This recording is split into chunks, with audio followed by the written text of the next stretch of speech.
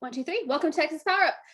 We have some guests joining us today from around Place Nation, but also Texas in general.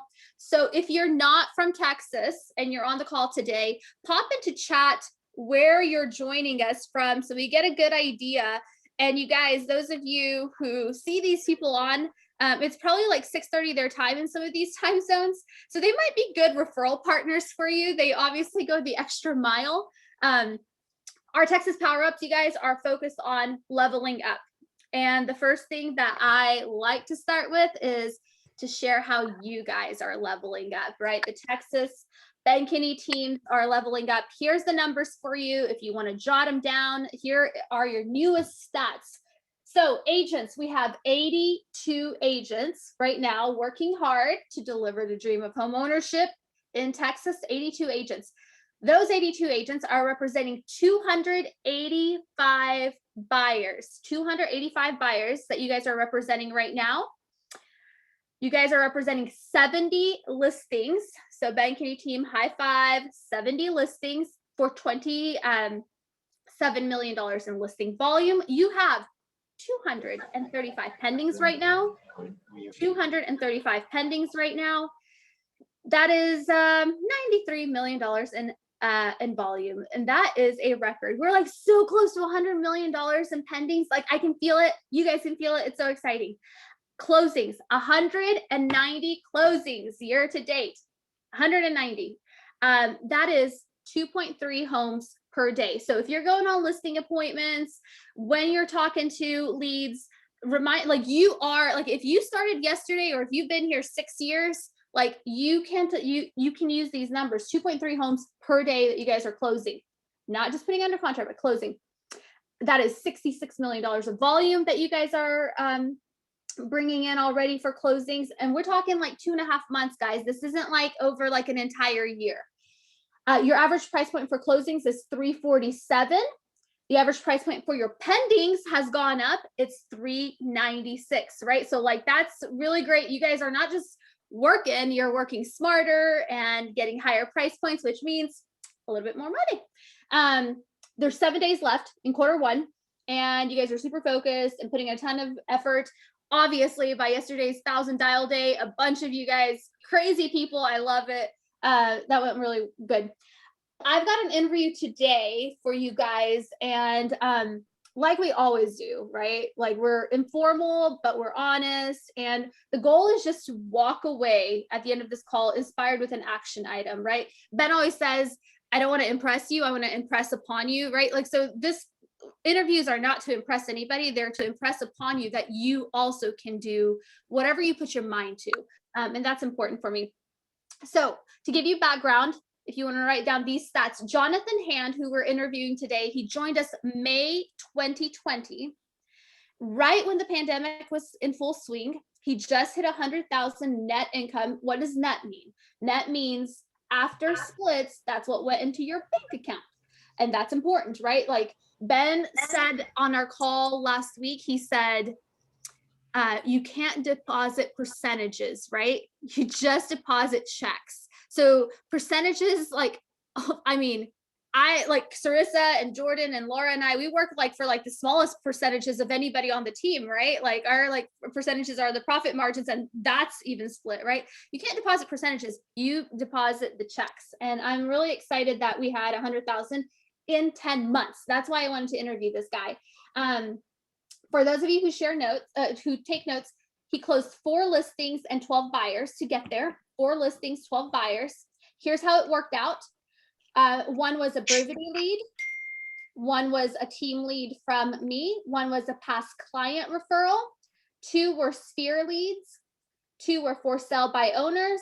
9 were open houses. That's what it took to get to 16 closings. Brivity lead, team lead, past client referral, Sphere lead, for sale by owner, open house.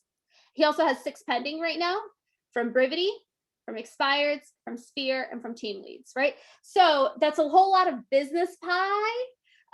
So let's just find out how those last 10 months went. I'm gonna spotlight you, Jonathan, so that we can all, because most people don't even know who you are, but I think they're about to, which is kind of cool. So the goal, everybody, is just to take one thing away from this. If you take one thing away, that's all that I'm asking for. Before we get started, Jonathan, how did your 1,000 dial day go yesterday? Hey, good morning, everybody. Went great. I didn't think I was going to finish. Started off really rough. As we all know, Mojo was giving us a hard time yesterday. So I was probably about an hour and a half behind, just waiting on it to load up. But I ended up getting, 23 nurtures and 4 that I would categorize as hot. So I was simply circle prospecting a neighborhood or an area that I have helped a lot of buyers look at. And I know it's super, super competitive. And I know in order to win, you kind of have to be anywhere from 70 to 150,000 over asking. And those are the listings I would like to take. So that's where I focused. What did you tell them? What did you say to them? Yeah, I mean, my script was super simple every single time, but I'd be like, "Hey, ring, ring. Good morning. Is this Bob?" And they'd be like, "Yeah, it's Bob. Hey, Bob, I'm just calling. My name's Jonathan Hand. I'm with Keller Williams here in the Pflugerville, Texas area. I don't want to take a lot of your time. I know you're super busy, but I have my team has several buyers that are looking to purchase homes in your neighborhood, and we pulled a list, and your house matches the exact criteria what these buyers are looking for. Any chance that you think about selling if you got the right amount of money?" Okay, I like it. I like it. I would totally converse with you. That felt really natural, really good. Okay, I like it. Well, sweet. I hope if you were looking for inspiration for how to do a 1,000 dial day, that's an amazing one, right? Because it's not all your buyers, it could be the team buyers. Doesn't matter. I love how you set that up. Adeline, I'd say that the main objection that I got all day long was folks that say they don't know where to go, right? Like that's the thing. Like, well, okay, fine, I can sell my house for 100,000 more than I'd list it for. Great, but where am I going to go? And I think our team has a huge value prop with regards to not just negotiating lease backs for folks, but also the different programs that we have where they can actually go buy their home first and then sell second, or the legal language that we can put into the contract if they don't find something that fits. Let's terminate the contract, right? Like there's a lot of options. There's So a you lot just of options. get their mind working. I love that. I love that. I read yesterday, Jonathan, the day that you plant the seed is not the day you eat the fruit, right? So we were planting lots of seeds yesterday, and I know a lot of people in Texas were planting seeds yesterday, and we're gonna have ourselves a feast here later this year, which I'm really excited about. Okay, so it's 10 minutes past the hour, and I want to get started. Let's jump right in. Tell us about your life before real estate. I know it existed, doesn't feel like it some days, Yeah. but your life before real estate. What's your story? Walk us through that. Sure, it's nothing special, but I grew up Central Illinois near St. Louis. Went to college up in Chicago at Concordia University, small school. Played football my first 2 years of college. I was an outside linebacker. Blew out both of my shoulders, so I had to get some surgeries done. Hung up the pads, and then decided to kind of pivot from there. I was going to be a teacher. After kind of getting introduced to the medical and sports medicine, wanted to be a doctor. So I actually graduated college pre-med, and then I started working as an EMT in Chicago for a year on the south side of Chicago. So that was very interesting. Learned a lot. Learned that I didn't want to be an EMT for the rest of my life. And from there, I was basically ready to start getting ready for med school. So I was applying, took the MCATs several times. It was definitely a challenge, and did okay, but I was going to have to move out of state to go to med school, and it just wasn't something. My wife and I were already married at that point, so that wasn't something we wanted to do. So I started working kind of the family business in the grocery operations as like a manager and director of operations. It was a Hispanic grocery store chain, so learned Spanish. So I was immersed into a very different culture, and it was great. I loved it. Kind of got into business at that point, so I started working on my MBA.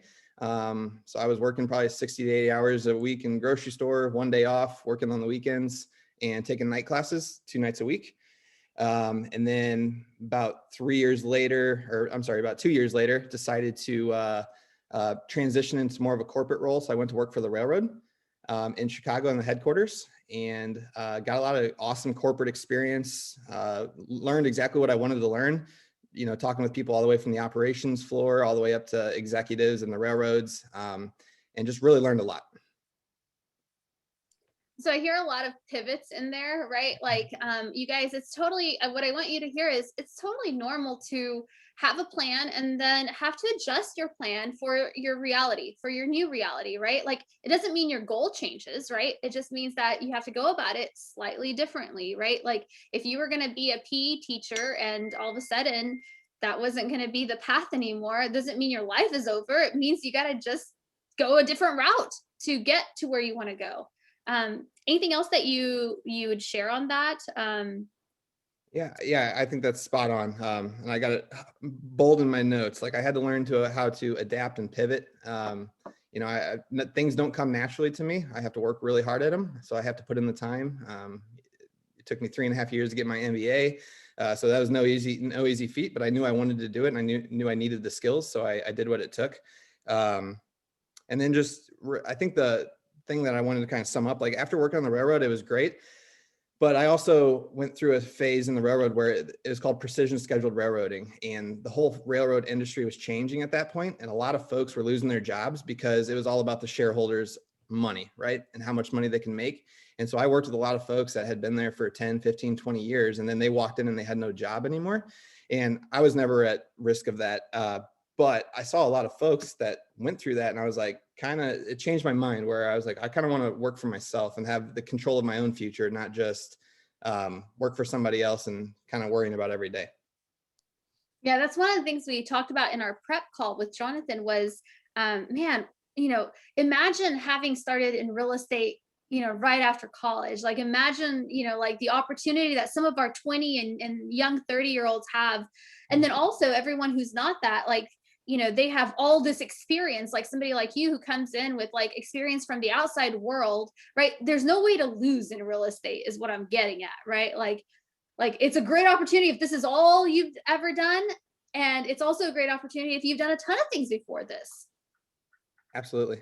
Yeah, I think you can apply all of your skills and just really, especially if you're a younger person or anybody and joining the team, I think we have such an advantage over other agents just with regards to the team model and coaching. I mean, I can't tell you how many times I drove Mr. Casey crazy asking him all types of questions, but he was always there. And that's a huge value proposition for anyone that's looking to get started and to start a business.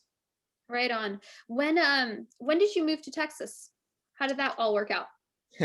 So we decided we were moving to Texas and that was just kind of it. And we knew we wanted to go to Austin. And so my wife had a job lined up, but I was still interviewing at a whole bunch of corporate jobs and nothing was landing and I didn't have enough tech experience. So got connected.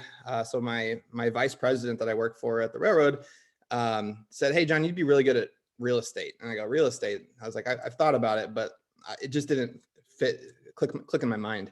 And so my manager actually was really good friends with Mr. Bob Bakis, who's I believe on the call, and got connected with Bob. And it kind of went from there. Bob connected me with Adelina and ended up in Austin and took 5 weeks to get through the real estate classes. I got super lucky on my test date and there we are. So May 18th is when I started. I love that. So think about in your world, guys, like who do you need to say you'd be really good at real estate?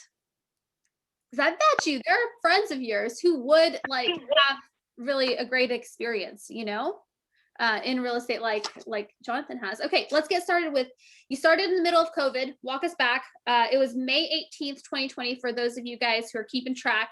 We all remember that time. I particularly remember it because it was it felt like the sky was falling. I mean, I can look back on it now and it was our best year yet. And yet it was traumatic. It was hard, right? You were working from home. I don't think I even met you until probably like the 4th of July kind of shindig that I had in my backyard. So it was a few months that nobody even met you. Nobody really knew who you were. No one knew what the market was going to do. And for many people, it was a horrible time to make a career change. So what was your mindset? How'd you get started? Walk us through anything you want to talk about there. Sure. Yeah, I got started. I mean, I moved here. We literally knew no one other than you. And so I knew I had to start from scratch. And so I leaned into my sphere, which was part of my first 90 days, called everybody, let everybody know I was in real estate. But I wasn't hopeful that much was going to come from that, especially any kind of short-term income. And so I basically I'm not fully comfortable on the phones, especially then. So I knew I had to do something else. So I was doing between 3 and 5 open houses a week, pretty much consistently 4 and 5, and Saturdays, Sundays, Fridays, everything, right? And just there was plenty of times where I had open houses that no one came. I was not the superstar at picking open houses, but there were ones that I landed that were great. And so it kind of gave me a taste of, okay, if I can get in front of people and build them as nurtures and just be natural with them and have good conversations, this is going to work. So with time, just learned how to identify better open houses and ones that are going to kind of enhance my odds, and just kind of went from there. Okay, so I'm going to stay on the open house topic for a minute here, because open houses are they are a lead gen lever for us, whether you're experienced or you're Ben Kinney team or somewhere in the middle. So you said you probably did 3 to 5 open houses pretty consistently to build your business.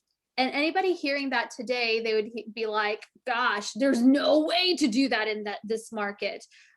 What would you say to that right now?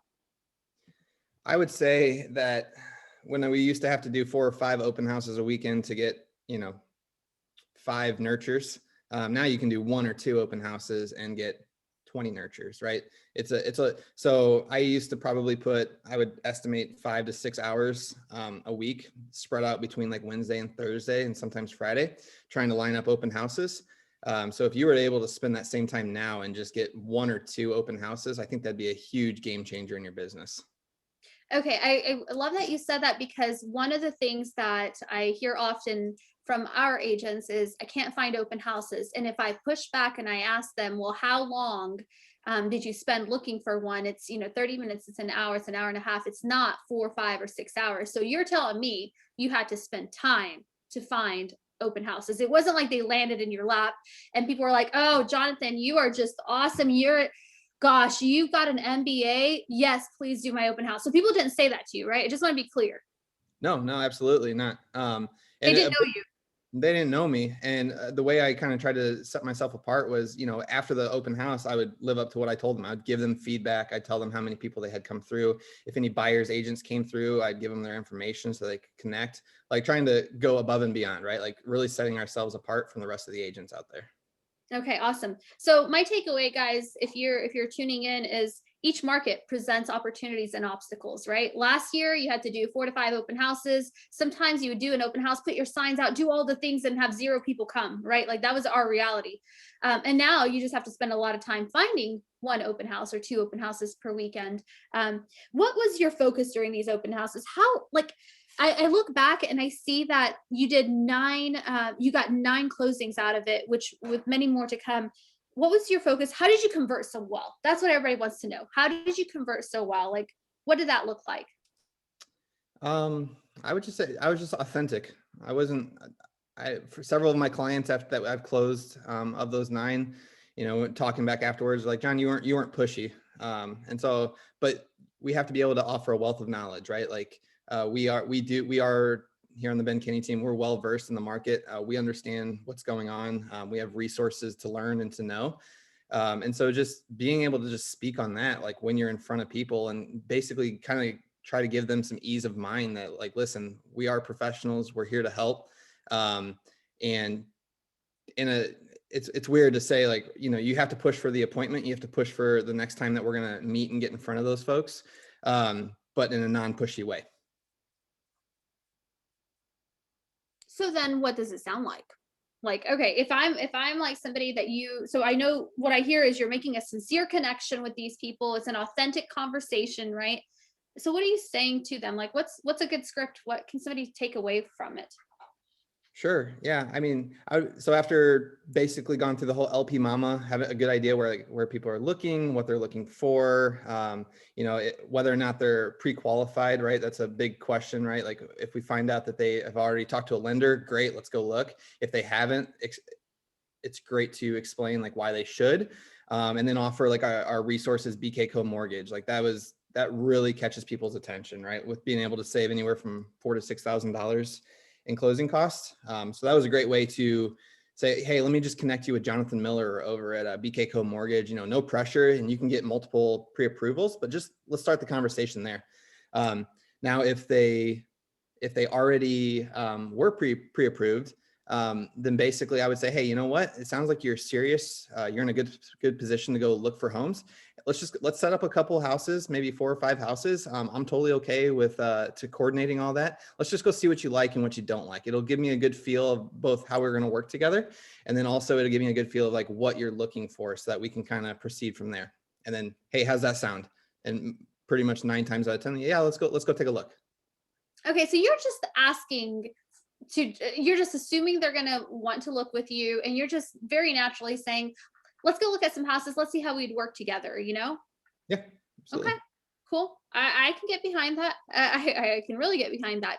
And there's plenty of people that didn't want to, right? Like it's not like every person I asked that to, like, oh yeah, let's go meet on Monday. No. There's plenty of people that I followed up and there were no shows, but you have to, it's all volume. It's all an odds game. You have to put yourself in front of as many people as possible and Okay, so you didn't get down, like, okay, so let's say you called me and I was like, no, I'm good.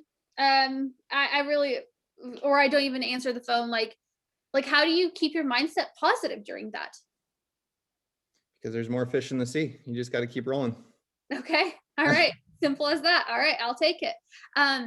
And then I was going to ask you one more question on this. How many would you say, you had 9 closings from open houses during a time that people were scared actually to even go to open houses? So let's be clear on that. How many of those do you feel like you set during the appointment? You were like, during the open house, like, so you set the appointment versus how much of it was just actually follow up?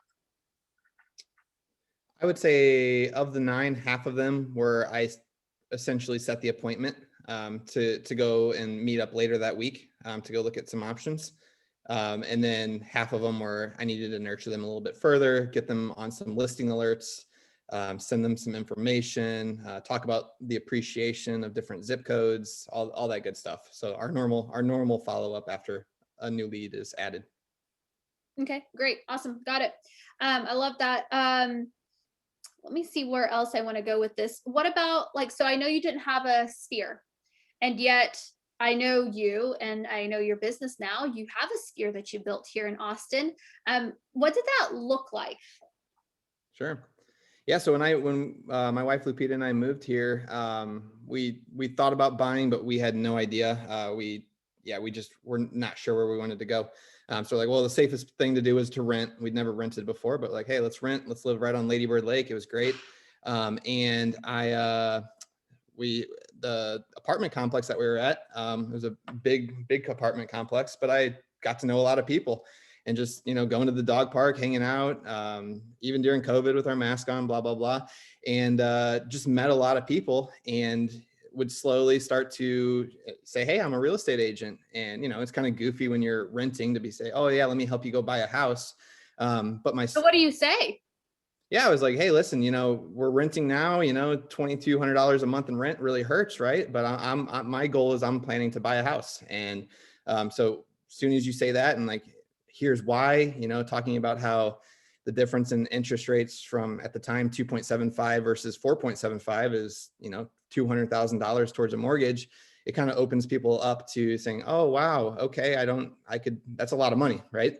And so that just kind of little by little, and I built some really good relationships, and I have a couple individuals that are still sending me potential buyers now. So probably once or twice a week, I get somebody that said, hey, I want to introduce you to this person. Okay, I wanted everybody to hear that because we have a lot of agents who don't own a home yet. Like, we know you want to own a home, you don't own a home yet, and it's very easy to have that what we call imposter syndrome, right? You feel like here you are selling homes and you're kind of having to fake it a little bit when you're a renter yourself. And I like that script. I'm renting too, but I'm on the path to owning a home, and you should think about that too. Here's what it looks like. Here's what's in it for you. Because what do people care about? What's in it for them? Right on. I like that.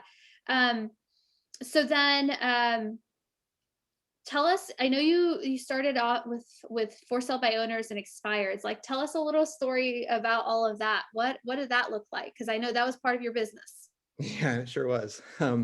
So yeah, so we all laugh at this. So yeah, I came out of the gates and was like following the model. Knew I wanted to get listings, right? Listings leads to leads, and leads lead to leverage. So I knew I wanted to find as many listings as possible. So I was following the model by calling for sale by owners and expireds and going onto Zillow. Actually, both of my for sale by owners came directly from Zillow by calling them up. And the running joke is that I guess I vibe well with engineers. I'm fairly detail oriented. So I found several clients that are very detail oriented as well and wanted to be very involved in the listing process. And yeah, so got them closed. But I will say, while they weren't easy, I learned a lot, right? I learned all about HOAs. I learned all about estate sales. I learned all about, so you can't be scared. And because we have a team, like it wasn't just me, it was Adelina, it was Casey, it was Sharon, like all working through it together. Right. So I think that's a huge value proposition for any of us new agents, is that you're not going at it alone. And nobody's just going to let you out there to dry. Right. So yeah, so that was a great experience with those listings. Yeah. So even as a new agent, right? Like for sale by owners expireds can definitely be scary. You have a team behind you at all times, right? I know you've got a little PTSD over some of those sellers. Engineers are difficult. We all know. They are attorneys and engineers. They make the best clients, don't they? But you did learn a lot because you were listing heavy at the beginning. So kind of how do you think about it now, right? Because you've worked with sellers, you've worked with buyers. Like, what's your mindset around it all now that you know both worlds very well? Sure, absolutely. Yeah, I want to say I say no very well, but I have a good bird's eye view right now. Yeah, so I started out listing heavy, and then kind of got some PTSD, and basically pivoted totally going towards buyers. So I have like one listing getting ready to close, but I have nothing else coming up. And so I have 6 buyer pendings, but I realized that yes, I can close buyers, but it's exhausting, right? Especially in this market. If the market changes, then it's a different story. But right now, I have multiple buyers that unless they can come up with another $30,000 or $40,000 to be able to cover appraisal differences, we're going to be running around all day long. And that's not to say that we can't find them off markets, which is the goal. But basically, I got to a point now where it's like I really understand the importance of finding listings and allowing those listings to bring us buyers down the road, but doing the hard work up front, setting the listing appointment, and then just letting it kind of roll from there. What do you think is going to be the secret to you being able to pivot to get more listings into your pipeline? Just being consistent. And at lead gen, I've always struggled with my morning blocks. I always get, well, when working with buyers, it's really easy to get sidetracked in the mornings, because they want to know information on this, and they want they want to know what this house is going to appraise at, or what we think it's going to appraise at, and what they would have to do. So you spend a lot of time digging into the numbers in the morning so that you can set up your afternoon appointments, which is time that we should be prospecting for sellers. Right on. So going back to the beginning, what did your day look like for the first, 6 months or so of your business? Yeah, I was consistent in the morning. I was not the high number caller for sure, but I would, consistently hit my 50 to 75 contacts, which props to everybody that's doing way more than that. But yeah, morning when I was focusing on listings, it was sticking to my blocks, calling through expireds and for sale by owners. And then now going forward is I'm really starting to see the value of circle prospecting, right? Because when we're circle prospecting, we're not calling the same person that's been beat up 100 times by 50 other agents. We're talking to people that have probably maybe never been called by an agent before, or maybe once or twice. And we have a huge value prop to be able to win their business and to show them how we can help them. And then I think about, I kind of think about your business being first half and second half, right? The first half is like you're brand new and you're just like, you're doing everything Casey's saying, you're doing it right. And then what happens is you guys, we get clients, and then those clients throw us all off, right? Then we have the second part of your business where, life happened and clients happened. It definitely felt different, I assume, right? So what would be your feedback going through that to manage and also build a high level of service? Manage your business, build a high level of service, and not drop the ball on the thing that is most important, which is that time block in the morning. What's your Yeah. feedback? Yeah, Casey and I have talked about this a lot. The importance of setting your boundaries for your clients, right? Like they'll respect you for it. When you say, listen, I have morning appointments and your appointment is your time block to prospect, like they will respect that. And when you say, listen, I will get to you at 12:30 as soon as I finish up my morning meetings and I'll be all ears from there, does work well. And I've seen it work well recently. So I would just say, as an agent who's struggling probably with the same thing that I am with regards to just all over the place, like having those conversations, like, listen, you are my priority, and I will take care of you, but just give me a little bit of time to finish up this other matter first, and then we can go from there. Yeah, they don't need to know that your other matter is you building your business. Like like it's not their business, right? Correct. I think we kind of get wrapped up in that. Like it's kind of like selfish for us to build our business, right? Like, I mean, I feel like a lot of people say that. Um, I had a question from Daniel Weiser earlier. What's your why that got you here? Why are you even doing this? Like, what does this mean to you? Obviously, want to provide for my family, right? And build a future and live an experiential life and travel and all that good stuff, right? So obviously you need money to do that. I've always been a big like passion person, like doing something for a reason. Like what's the reason for doing something? And I think that's why. I think I want to feel good about doing something that I'm helping other folks. And I think that's real estate really, I didn't realize it until I got into it, but we can make a huge impact on folks' lives by just helping them. I mean, there's a lot of people have no idea where to start. They have no idea like the value of the property that they own and what that could mean for their family. And so I'd say that's my big why, like being able to use the skills and abilities that we've all learned throughout our past and other careers, and then apply them going forward is my why. Got it. How many, this is not, oh gosh. Not even sure how that happened. Tell me, Jonathan, how many hours do you feel like you actually work? Like, I really am, like, all of us are interested, so tell it to us straight. Probably more than I should. I would say Well, yeah, clearly, because you're buyer focused right now. Yeah, exactly. I'd say I'm probably 70 to 80 hours a week right now. Okay. Yeah, I'll take white space, but it's hard for me to take a full day off at this point. Because I'm working with buyers, right? So I'm consistent with prospecting during the week and handling business and working with title companies and all that stuff. And then weekends are pretty much all showings, or they would have been open houses prior to that. Okay, got it. I just want everybody to kind of understand, because I often coach with agents and they're putting in probably 30 35 hours a week, and it's really hard.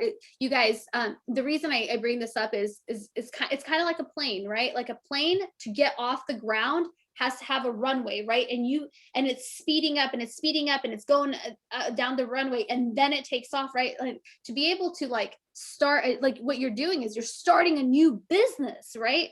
And there is time. Like if you would put 40 hours into a regular job, 9 to 5, that has a cap on your salary, like why wouldn't you do at least that for your own self? Like that's really, I'm really passionate about that. Thank you for sharing that. And I bet you would take probably 20 hours off if you worked with more sellers.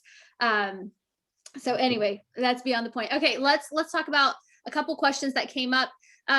What did your prep work look like for open houses? Anything that you remember from doing a ton of open houses? Any prep work at all that you did that you can share? I put out a ton of signs. Everybody always knew that if they needed signs, they could come to me because I probably had a good portion of them. So I'd probably put out 15 to 20 directional signs, had an open house banner.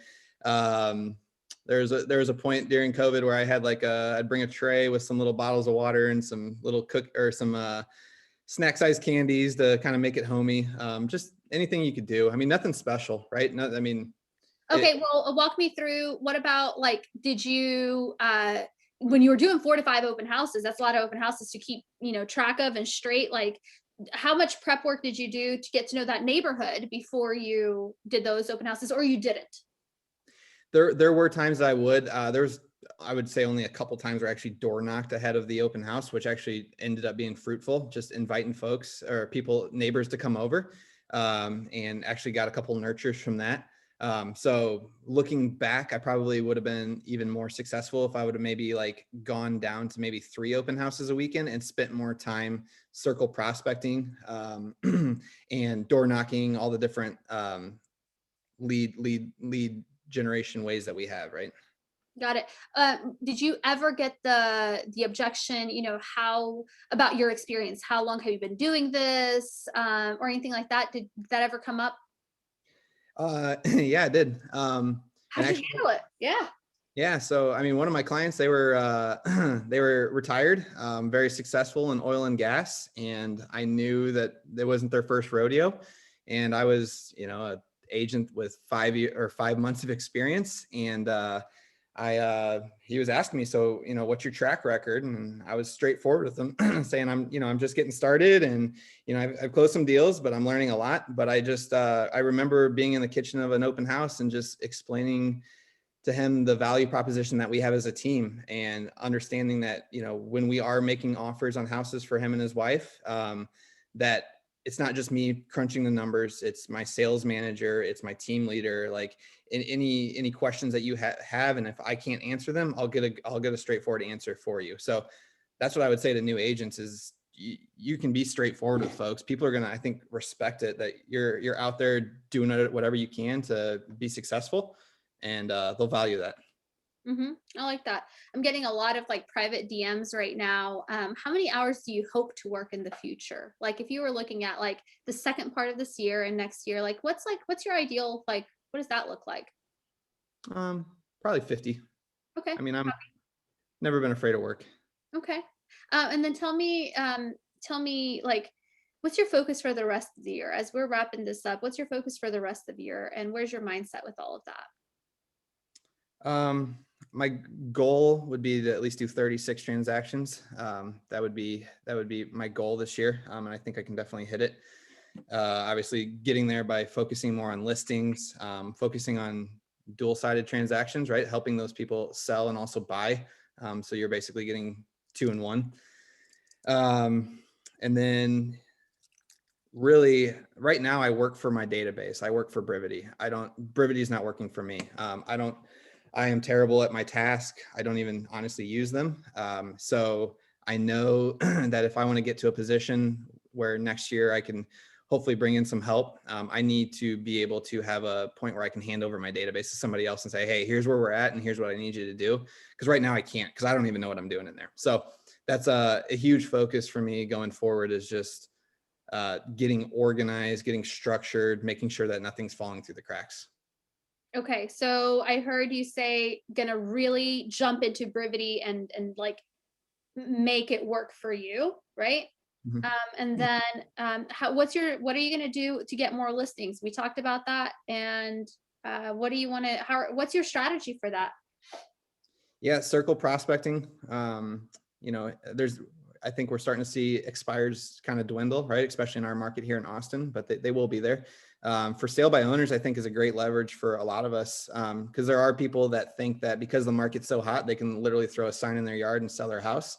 And we have great scripts for that, right? Like we know that they won't. We know that they'll sell for substantially less than what we can help them sell for, and still net more money even after our fees are paid. So I think that's a huge area that we can focus on. Do you say it just like that?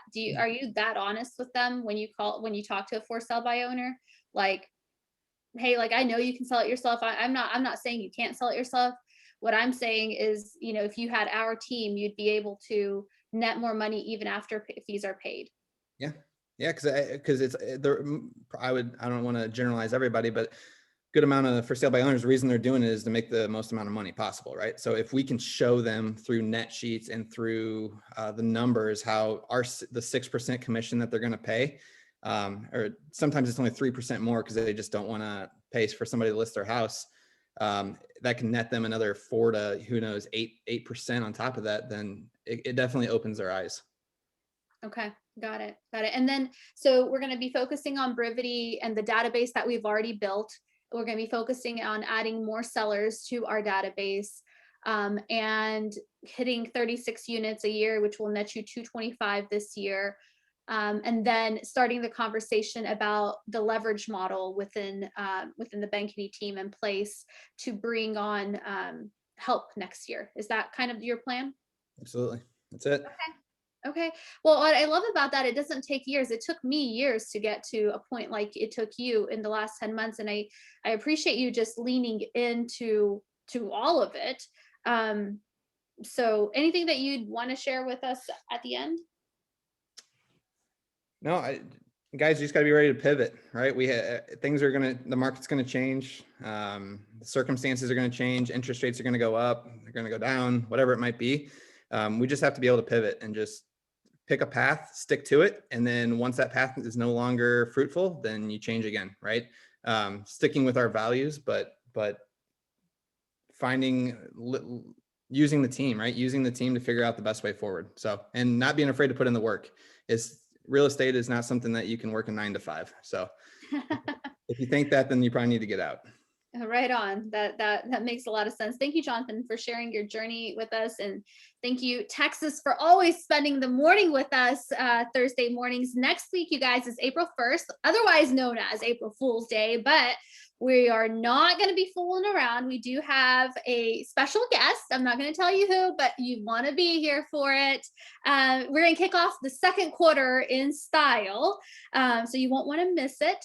And we appreciate you guys, and I can't wait to share what is it going to be. We're going to hit like 200 closings by then, so I can't wait to celebrate that with you guys. And we're going to get to 100 listings as well. Like it's a matter of time, and we're already taking so much market share.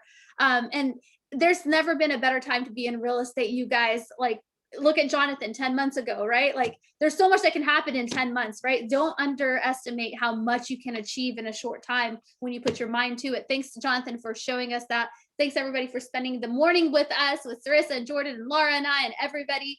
And we will see you again next week, guys. Bye. Be powered. Oh, power up. All right, Sarissa, lead us. What? Unmute. 1, 2, 3. All right.